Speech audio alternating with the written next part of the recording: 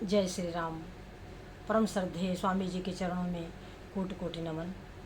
परम श्रद्धेय श्री गोसाई जी के चरणों में कोटि कोटि नमन। अनंत कोटि ब्रह्मांड नायक परात्पर सर्वेश्वर प्रभु श्री रामचंद्र जी के चरणों में कोटि कोटि नमन। सभी प्रेमी भक्तों को मेरा बहुत बहुत प्यार, बहुत बहुत आशीर्वाद। श्री राम जय जय राम, श्री राम जय जय राम। मंगल मूर्ति मारुति नंदन, सकल मंगल मूल निकंदन। पवन तनय संतन हितकारी, हृदय विराजत अवध बिहारी। मातु पिता गुरु गणपति नारद, शिवा समेत शंभु सुख सारद। चरण बंदी बिनवो सब काहू, देहु राम पद नेह निबाहु। बंदौ राम लखन बय देहि, जे तुलसी के परम सनेही। श्री राम जय जय राम, श्री राम जय जय राम। बंदौ राम लखन बैदेही, और जे तुलसी के परम स्नेही। सज्जनों, हमारा मन प्रभु के चरणों में लगा रहे,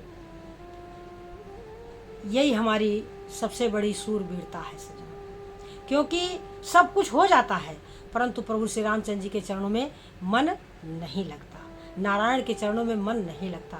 जो भगवान के वाक्य हैं वो मेरे हृदय में नहीं बैठते। यानी राम कथा में संतों के वचन हैं, शंकर भगवान के वचन हैं, प्रभु श्री रामचंद्र जी के वचन हैं। रामचरितमानस में सब जितने पात्र हैं उन सब के वचन हैं। उनके जो वचन हैं वो हमारे लिए परम हितकारी हैं, वही हमारे लिए संजीवनी जड़ी है सज्जनों। और यदि वो वचन, वो शब्द हमको हमारी समझ में आ जाए तो हमारा जीवन धन्य हो जाए। तो सज्जनों, पिछले वीडियो में मैंने आपको समझाया था, सुनाया था कि अंगद को भगवान की भक्ति का बल है और रावण को अपने अहंकार का, अपनी शक्ति का बल है, जिसका परिणाम ये हुआ है कि हमारे अंगद जी की जीत हुई है। और रावण तो फिर रावण है। रावण की जीत कहाँ होने वाली सज्जनों? जिसके मन में अहंकार है, जिसके मन में अपनी शक्ति का बल है, वो हार ही जाता है। कितना भी हो तैरनहारा, कैसा भी हो तैरनहारा, लिया न जब तक गुरु सहारा। हो न सका भव पार, सद्गुरु एक तुम्ही आधार। एक तुम्ही आधार, प्रीतम एक तुम्ही आधार। तो कैसा भी हो तैरनहारा, लिया न जब तक नाम सहारा, लिया न जब तक गुरु सहारा, लिया न जब तक प्रभु सहारा। हो न सका भव पार, सद्गुरु एक तुम्ही आधार। तो गुरु के वचन ही वो आधार हैं जो हमें संसार रूपी सागर से पार ले जाएंगे। परंतु इसके लिए हमें करना क्या होगा? सत्संग निरंतर करना होगा। जबहि होई तो संशय भंगा, जब बहुकाल करिए सत्संगा। तो सज्जनों, अब जब अंगद जी प्रभु श्री रामचंद्र जी के पास पहुँचे हैं तो प्रभु श्री रामचंद्र जी ने कहा कि अंगद, ये तुमने मुकुट चलाया, कहो तात कौनी विधि पाए, ये कैसे तुमको मिल गया?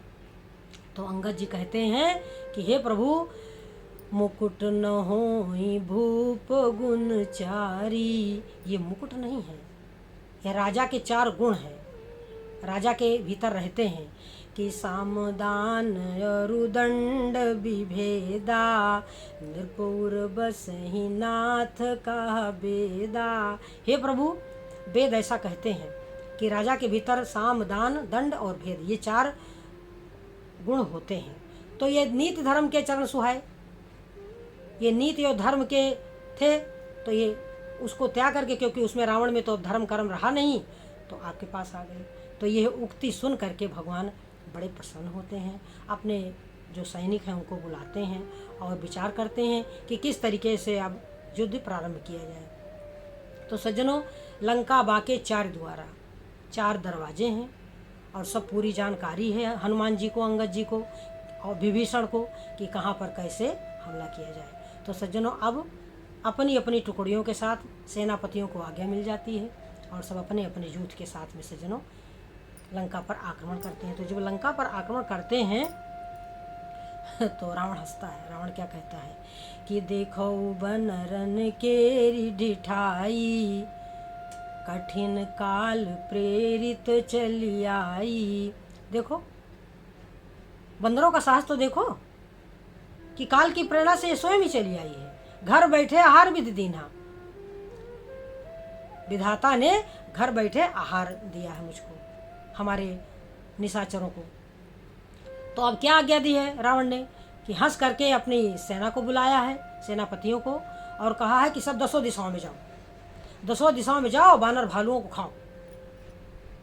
मतलब बानर को और प्रभु श्री रामचंद्र को मनुष्य को इतना तुच्छ समझता था ये, तभी तो इसने कहा था कि हम काहू के मरे ही न मारे, हम किसी के मारने पर ना मरे, बानर मनुज जाति 2 बारे, केवल 2 को छोड़ करके हम किसी और के साथ हाथ न मरे।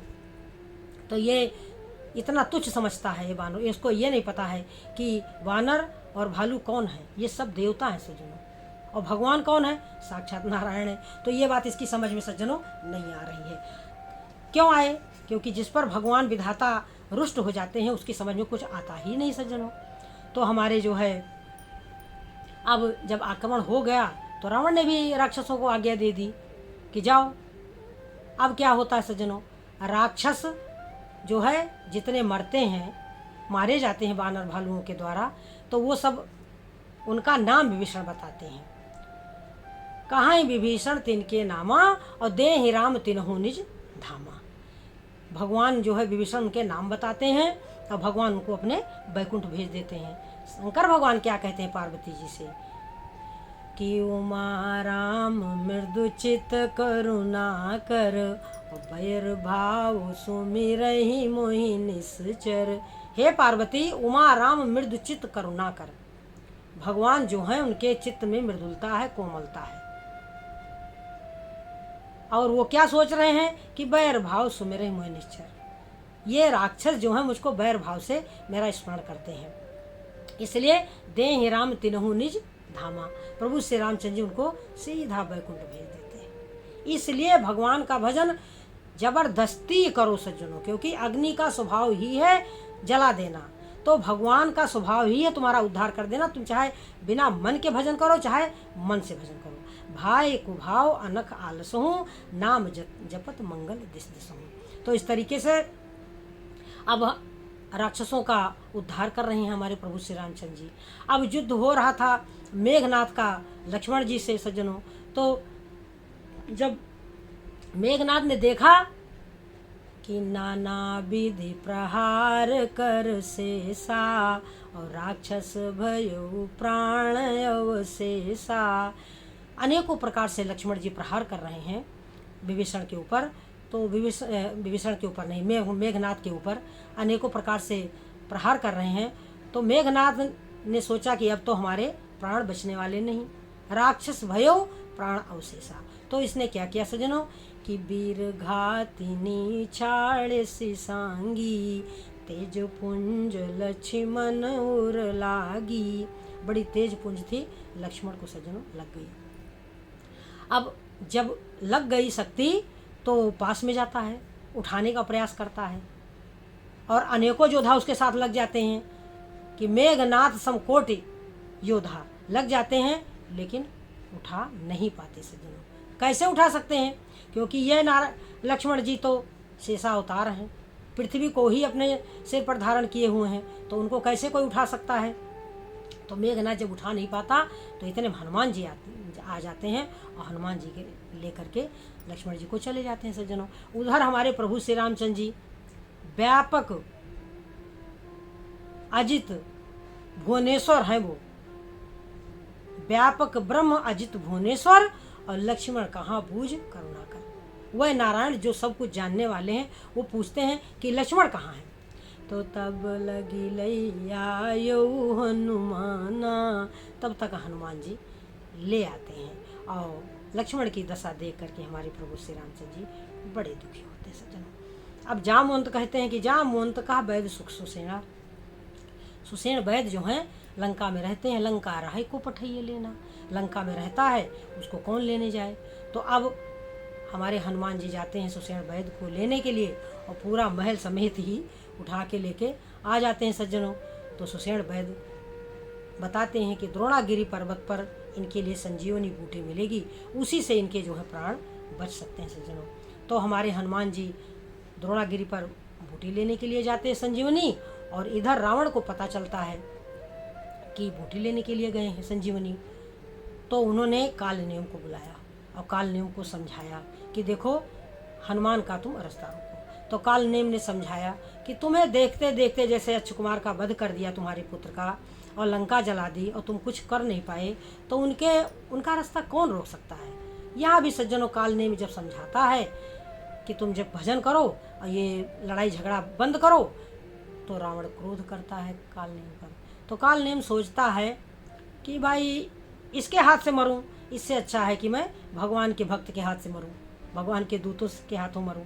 तो इस तरीके से काल नियम रास्ते में सुंदर बगीचा, सुंदर तालाब और सुंदर साधु का रूप बना करके सज्जनों बैठ जाता है। क्यों? जानता है कि हनुमान जी राम के रसिक हैं, हनुमान जी राम कथा के रसिक हैं और यही तरीका है उनको मूर्ख बनाने का। देखिए प्रकृति में जब जहाँ जो जिस चीज से है माया उसी से उसको बांधती है। ये राक्षसी वृत्तियां क्योंकि व्यापी रहो ब्रह्मांड मोह, माया कटक प्रचंड। माया का कटक भीषण सेना इस धरा पर घूम रही है, तीनों लोकों में घूम रही है। और इसके सेनापति कौन है? सेनापति कामादि भट्ट, दंभ, कपट, पाखंड, ये इसके सेनापति हैं सज्जनों। तो उस माया से हम बच जाएंगे। परंतु यदि हम प्रभु का भजन कर रहे होंगे, अगर हम कथा सुन रहे होंगे, तो एक कण कण से हमको मदद मिल जाएगी सज्जनों। इस कथा का मतलब ये है कि देखिए हनुमान जी काल नेम ने हनुमान जी को भटकाने का प्रयास किया, हनुमान जी भटक भी गए। हनुमान जी बैठ करके कथा सुन रहे हैं, काल नेम कथा कह रहा है कि हो तो राम महारन रावण रामय, जिति है राम न संशयामय। इसी प्रकार से कथा वो भगवान की कह रहा है और हनुमान जी बैठ करके बड़े प्रेम से सुन रहे हैं। इतनी देर में क्या हुआ कि हनुमान जी को प्यास लगी। हनुमान जी को जब प्यास लगी तो हनुमान जी ने जल मांगा। तो मांगा जल ते ही दीन कमंडल, कहा कपि नहीं अघाऊं थोड़े जल। हनुमान जी कहते कि थोड़े जल से मेरा पेट नहीं भरेगा। तो उसने सरोवर दिखा दिया, तालाब दिखा दिया। अब वहाँ देखिए मैं यही बात कहना चाहती हूँ कि जो राम कथा सुनता है और जो भगवान की भक्ति करता है वो उसके लिए एक एक कण उसका सहायक हो जाता है। अब यहाँ हनुमान जाते हैं, तालाब में चरण रखते हैं, वहाँ पर मगरी पहले से ही विद्यमान है। मगरी जो श्रापित है वो पहले से ही विद्यमान है। उसके ऊपर जैसे हनुमान जी ने चरण रखा वो शरीर छूट गया उसका और तुरंत दिव्य रूप धारण करके प्रकट हो गई। हनुमान जी ने जल पिया और मगरी क्या कहती है, जो अप्सरा बन गई मगरी, वो कहती है कि मुनि न हो ये निश्चर घोरा, मानहु सत्य बचन कपि मोरा। हे हनुमान जी मेरी वाणी को सत्य मानो, कपि तो दर्श भयूं निष्पापा। आपके दर्शन से मैं निष्पाप हो गई और मिटा तात मुनिवर कर श्रापा। हे भैया जो मुनिवर का श्राप था वो मिट गया।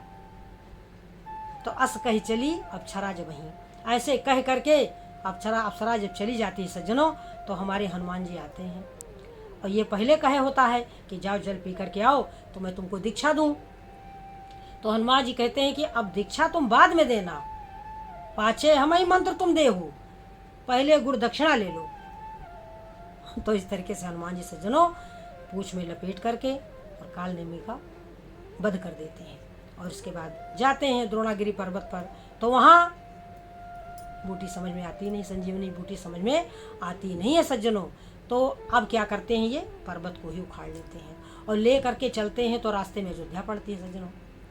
जब अयोध्या पड़ती है तो वहाँ पर हमारे भरत जी तपस्या कर रहे होते हैं सज्जनों। तो देखते हैं विशालकाय पर्वत, तो इनको लगता है कि कोई ये राक्षस है। तो इस तरीके से वे बाण मार देते हैं सज्जनों। हनुमान जी राम राम राम कहते हुए गिर पड़ते हैं। अब तो हमारे भरत जी को बड़ा कष्ट हुआ। अब वो जगाने का प्रयास करते हैं, हनुमान जी नहीं जगते सज्जनों। और भरत जी क्या कहते हैं कि यदि मैं मन से, वचन से, कर्म से भगवान का दास हूँ तो हे कपि हनुमान जी तुम उठ करके बैठ जाओ। तो इस तरीके से हनुमान जी उठ करके सज्जनों बैठ जाते हैं। और भरत जी पूछते हैं तो हनुमान जी सब कुछ, सारा जो हाल होता है राम का, लक्ष्मण का, सीता को, वो संक्षेप में ही बता देते हैं सज्जनों। और इसके बाद हमारे भरत जी कहते हैं कि हाँ, बड़े दुखी होते हैं भरत जी कि मैं भगवान के किसी काम नहीं आया, मेरा जन्म तो इस संसार में व्यर्थ ही हुआ।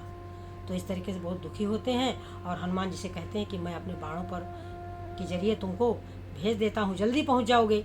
हनुमान जी ने कहा नहीं, मैं आपकी कृपा से, भगवान की कृपा से चला जाऊँगा। तो इधर तो प्रभु चलते हैं, हनुमान जी चलते हैं सज्जनों, और उधर हमारे प्राणनाथ दुखी हो रहे हैं कि आधी रात हो गई और अभी तक हनुमान जी संजीवनी लेकर के आए नहीं हैं। तो कह रहे हैं कि हे भैया तुम मुझको दुखी नहीं देख सकते हो। लक्ष्मण से कह रहे हैं प्रभु श्री रामचंद्र जी, मनुष्यों की दशा बताई श्री गोसाई जी ने कि जो जगत के पालनहार है वो किस प्रकार दुखी हो रहे हैं। कह रहे हैं कि लक्ष्मण तुम मुझको दुखी नहीं देख सकते थे, तुम्हारा स्वभाव बड़ा ही कोमल था और जो है अब पड़े हुए हो, उठ क्यों नहीं रहे हो। लक्ष्मण से कहते हैं भैया उठो, मेरा हाल तुम्हारे बिना क्या है, जैसे पंख के बिना पक्षी, जैसे जल के बिना मछली। मैं अयोध्या अब कौन सा मुँह लेकर के जाऊंगा, जय हो अवध कौन मुँह लाई, नारी हेतु प्रिय भाई गंवाई। अरे तुमने मेरे लिए गर्मी, सर्दी, वर्षा सब प्रकार का कष्ट सहा है, तुम मुझे दुखी नहीं देख सकते हो। अरे इस संसार में धन, पुत्र, परिवार बार बार मिल जाता है, परंतु मिले न जगत सहोदर भ्राता। हे भैया मेरे मन की विकलता को सुन करके तुम क्यों नहीं उठते हो। इस प्रकार से हमारे प्रभु श्री रामचंद्र जी अनेकों प्रकार से रोते हैं, दुखी होते हैं। यद्यपि ये वो नारायण हैं जिनके चिंतन से ही हमारा सारा दुख दूर हो जाता है, परंतु नर लीला कर रहे नारायण हमारे। कह रहे हैं कि सो अनुराग कहाँ अब भाई, वो तुम्हारा प्रेम कहाँ चला गया, तुम उठते क्यों नहीं हो। तुम्हारे माता ने हमको हमारे पास हमारे भेजा था, अब मैं वहां जा करके क्या जवाब दूंगा। निज जननी के एक कुमारा, अपनी माता के तुम अब यहाँ प्रश्न है सज्जनों कि निज जननी के एक कुमारा क्यों कहा। बात ये है कि लक्ष्मण और शत्रुघ्न तो दो भाई हैं, अब निज जननी के एक कुमार क्यों हुए। ये निज जननी के इसलिए एक कुमार हो गए लक्ष्मण जी कि ज्ञान पिता है, भक्ति माता है, वैराग्य पुत्र है। तो निज जननी के एक कुमारा। सोचो, वैसे तो कहा गया है कि भक्ति के ज्ञान वैराग्य दो पुत्र हैं, ये भी बात सत्य है, भक्ति के ज्ञान वैराग्य दो पुत्र हैं, परंतु एक रूप में ये भी है कि गुरु बिन होई कि ज्ञान, ज्ञान की होई विराग बिन, गाँव ही वेद पुराण, सुख की लहिए हरि भगति बिन। तो सज्जनों ये भी बात है कि ज्ञान पुरुष है, भक्ति स्त्री है और वैराग्य पुत्र है। तो निज जननी के एक कुमारा, ये भी कथा है। तो सज्जनों इस प्रकार से कह रहे हैं कि हमको हमारे गोद में सौंपा था और मैं नारी हेतु प्रिय भाई गंवाई। तो इस प्रकार से हमारे प्रभु श्री रामचंद्र जी अनेकों प्रकार से दुखी होते हैं सज्जनों। और इतनी देर में हमारे हनुमान जी संजीवनी लेकर के आ जाते हैं। तो ज्यों करुणा माँ वीर रस, जैसे करुणा में वीर रस आ जाता है सज्जनों। तो हमारे जब हनुमान जी आते हैं, सुषेण वैद्य जी उपचार करते हैं, उपाय करते हैं और संजीवनी जड़ी के द्वारा हमारे हनुमान जी के प्राण फिर से उठ करके हमारे लक्ष्मण जी बैठ जाते हैं सज्जनों। और हमारे प्रभु श्री रामचंद्र जी उनको हृदय से लगा लेते हैं सज्जनों, और सारी सभा में प्रसन्नता दौड़ जाती है। अब सज्जनों, यहाँ तो लक्ष्मण जी को शक्ति लग गई, परंतु हमारे जीवन में भी ऐसा होता है कि हमारा भी वैराग्य कभी कभी शिथिल हो जाता है। हमारा जो वैराग्य है वो शिथिल हो जाता है, हमारा मन विषयों में लग जाता है। तो वहाँ पर हमारे लिए संजीवनी जड़ी क्या होगी? वहाँ पर हमारे लिए संजीवनी जड़ी होगी शंकर भगवान का नाम। क्योंकि जब नारद जी को मोह हुआ था और प्रभु श्री रामचंद्र जी ने उनको मोह से जब उनकी रक्षा की थी, तब उनके हृदय को संतुष्टि नहीं हो रही थी। तब क्या कहा था प्रभु श्री रामचंद्र जी ने कि जपो जाई शंकर सतनामा, होई है हृदय तुरत विश्रामा। वहाँ पर भगवान के भजन से फिर काम नहीं चलेगा, वहाँ पर शंकर भगवान का नाम जपना पड़ेगा सज्जनों, कि वह परम वैरागी हैं और वो बड़ी जल्दी प्रसन्न हो जाते हैं। तो वहाँ पर जहाँ पर हमारा वैराग्य लड़खड़ा जाए, जहाँ पर हमारा मन भगवान से हट जाए, विषयों में लग जाए, वहाँ पर हमें तुरंत ओम नमः शिवाय, ओम नमः शिवाय, ओम नमः शिवाय का जाप करना चाहिए। क्योंकि प्रभु कहते हैं कि को नहीं शिव समान प्रिय मोरे, मुझको शंकर भगवान से अधिक प्रिय कोई नहीं है। तो वही संजीवनी जड़ी है सज्जनों। यहाँ तो संजीवनी बूटी से प्राण बचे हैं लक्ष्मण जी के, परंतु हमारे भीतर जब हमारा मन विषयों में लग जाए और भगवान का भजन करना छोड़ दे, तो उस समय हमें तुरंत ओम नमः शिवाय का जाप करना चाहिए। तो फिर से शंकर भगवान की कृपा हो जाएगी और हमारे हृदय में वैराग्य फिर से पुष्ट हो जाएगा सज्जनों। तो ये सब साधना की पद्धतियाँ हैं सज्जनों, और हमको इनको नित्य सुनते रहना चाहिए कि हमारे कैसे हम बचेंगे, हमारे हृदय में भक्ति ज्ञान वैराग्य कैसे दृढ़ होगा। कई बार साधना के पथ पर जीवों का हमारे हृदय में वैराग्य सो जाता है, और ये वैराग्य ही लक्ष्मण है। ये वैराग्य ही लक्ष्मण है। सीता जी रावण के कैद में पड़ी हुई हैं और वैराग्य सो गया है, उसको शक्ति लग गई है, और ये राक्षसी वृत्तियां हैं जो हमको अपनी शक्ति का प्रयोग करती रहती हैं हमारे ऊपर। राक्षसी वृत्तियां जो माया का प्रचंड कटक संसार में घूम रहा है, वो हमारे ऊपर जो भगवान के भक्त होते हैं उन पर आघात करता ही है। तो उससे हम तभी बच सकते हैं सज्जनों, जब हम शंकर भगवान की कथा, रामचंद्र जी की कथा, अनेकों प्रकार से जो कथाएं हैं, भागवत महापुराण है, जो गीता है, जो रामचरितमानस है, उनको जब हम सुनते रहेंगे तो उसमें तरह तरह के उपाय बताए गए हैं कि कब हम कौन सा उपाय करें तो हमारे में फिर भक्ति ज्ञान वैराग्य दृढ़ हो सके। क्योंकि बिना भक्ति ज्ञान वैराग्य के हमारे जीवन का कोई मतलब नहीं है, कोई मकसद नहीं है सज्जनों। हमारी जीवन समझ लो एक जैसे जानवरों का जीवन होता है, ठीक उसी प्रकार से हो जाता है। तो हम मनुष्य बने रहें, इसलिए हमें जरूरत है कि हम कथा नित्य सुनते रहें। इन्हीं शब्दों के साथ हम अपनी वाणी को विराम देंगे। आगे की कथा अब कल की वीडियो में सुनाएंगे सज्जनों। जय श्री राम।